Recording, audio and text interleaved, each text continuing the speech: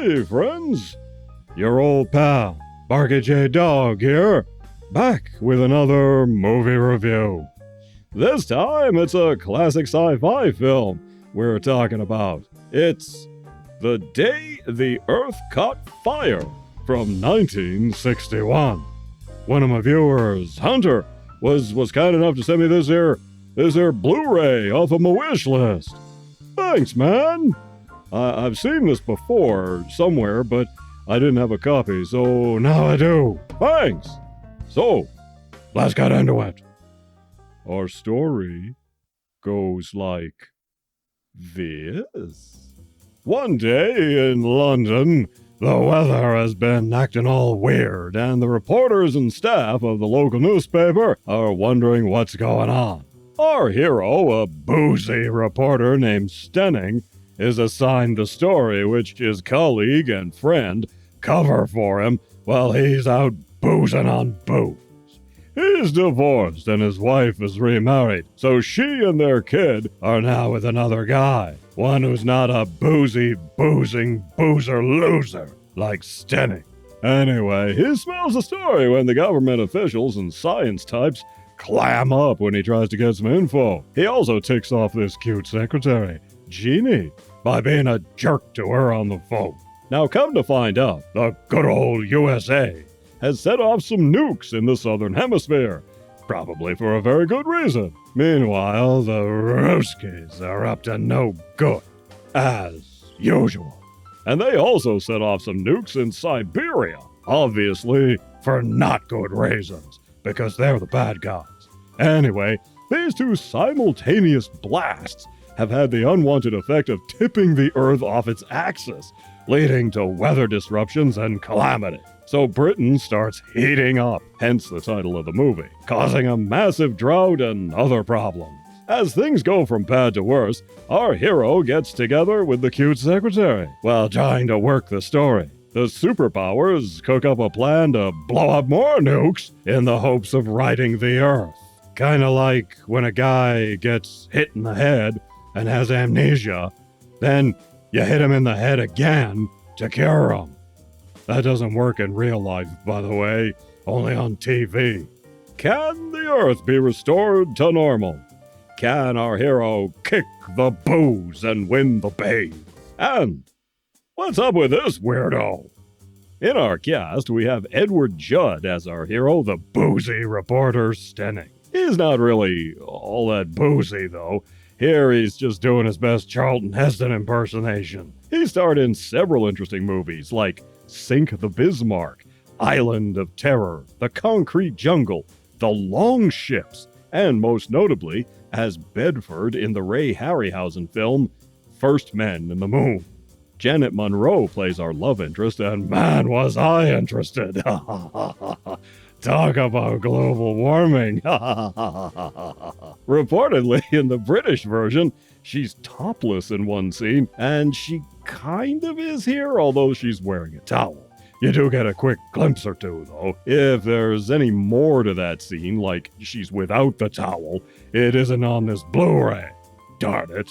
But maybe this is the scene in question, given that the movie was made in 1961, so they wouldn't go too far back then. Munro had previously starred in The Crawling Eye, also known as The Trollenberg Terror, a sci-fi story about psychic aliens invading the Earth. Then she got signed to star in some Disney fare such as Darby O'Gill and the Little People, and Swiss Family Robinson. But she decided to change it up and move away from all those wholesome goody-goody roles. To that end, she's started starring in some more serious stuff like this picture, more adult stuff, where she's more grown up. Doing that kind of tanked her career, though. She passed away from heart disease at the age of 38. Man, that's way too young. Way too young. She's very good in this, and you can totally believe her character.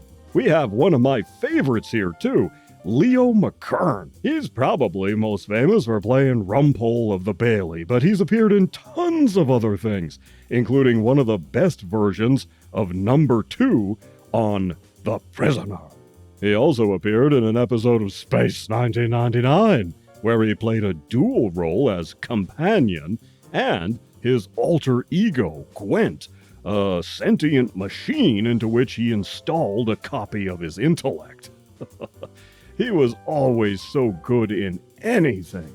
Man, I miss that guy. You'll also see Peter Butterworth, a regular in the Carry On series of British comedy films, and if you look fast, you'll even spot this guy playing a policeman, none other than the legend himself, Michael Caine.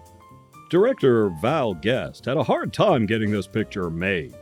Everyone passed on it for several years. The studios just didn't think anyone would want to see a movie about the end of the world. Luckily, financing finally came together, and the production company was created just to make this one film. The premise is interesting. Knocking the Earth off of its axis has become almost a trope in disaster pictures that followed, such as Damnation Alley, which I reviewed a while back. Believe it or not, the Earth actually does this on its own, which is why there's an ice age every 40,000 years or so. The wobble in the Earth's orbit, combined with how it spins on its axis, makes the planet tip over slightly, leading to less sunlight in the northern hemisphere. Eventually, it recovers and rights itself, which ends the ice age, but it's a thing. It wouldn't end the world, though, and they don't really claim that here. It would just mess stuff up and reposition the temperate zones. One thing I really liked here is that we never see these bombs going off, not the first ones, and not the ones meant to correct the problem and stop the tipping.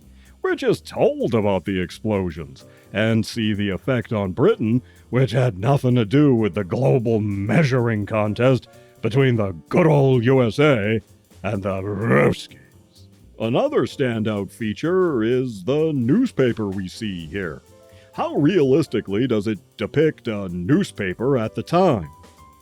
Well, this building is real, the name of the paper is real, some of the offices are real, the press room and the printing presses are real, the process of assembling the paper is real, and the managing editor is also real.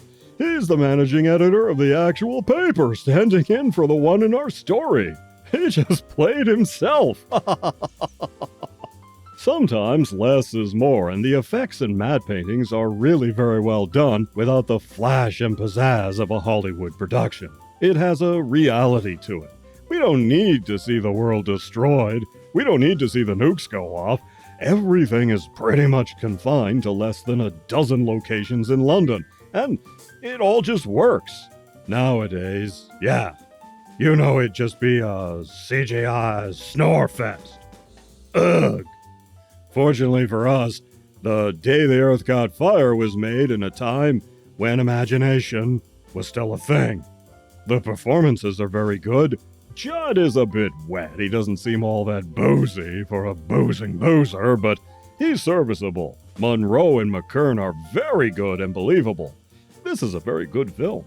So I'm giving The Day the Earth Caught Fire 3 paws up. Well worth a watch. You take care of yourselves, and I'll see you in the next one.